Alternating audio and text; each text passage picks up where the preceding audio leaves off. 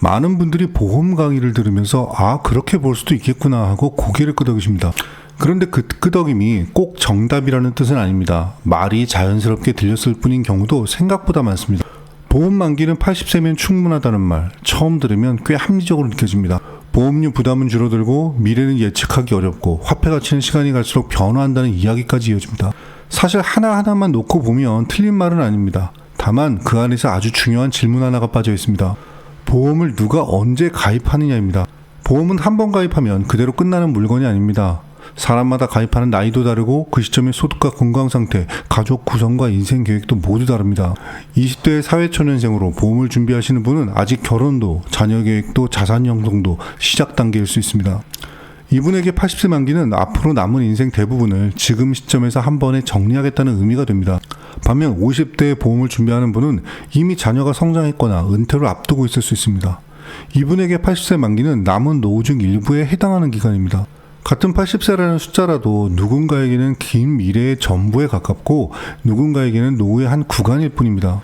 이렇게 다른 상황을 같은 만기로 묶는 것은 단순한 기준이 될 수는 있지만 항상 적절한 답이 되긴 어렵습니다.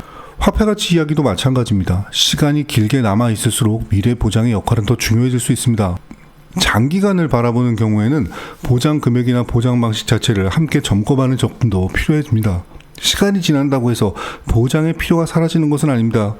보험이라는 게 평생 한 번만 가입해두는 구조가 아니라 인생의 흐름에 맞춰 점검하고 조정하는 과정에 가깝습니다. 이제 80세 이후를 떠올려 보겠습니다. 그 시기의 핵심 고민은 단순히 치료비만의 문제는 아닙니다. 실제 현실에서는 병원 치료보다 생활관리가 중요해지고 입원보다 집이나 생활 공간에서의 지원이 더 필요한 경우가 많아집니다.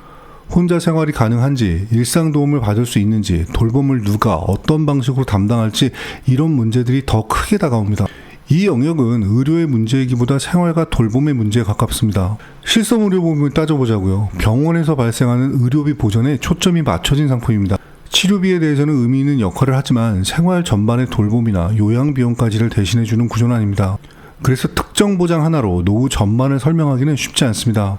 보험 설계에서 더 조심해야 할 부분은 언젠가 사망하는 시점보다 보장이 끝난 이후에도 생활은 이어진다는 사실입니다. 그 기간 동안 어떤 대비가 되어 있는지, 어디에 공백이 생길 수 있는지 차분하게 살펴보는 과정이 필요합니다.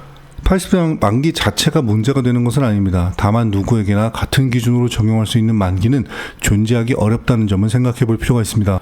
강조하고 싶은 건 보험은 숫자로만 결정되는 것이 아니라 사람의 흐름과 삶의 단계에 맞춰 이해되어야 합니다.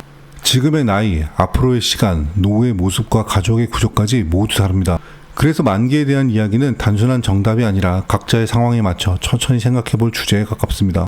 이 지점을 한 번이라도 떠올려 보셨다면 오늘은 그걸로 충분합니다. 본 광고는 광고 심의 기준을 준수하였으며 유효기간은 심의일로부터 1년입니다.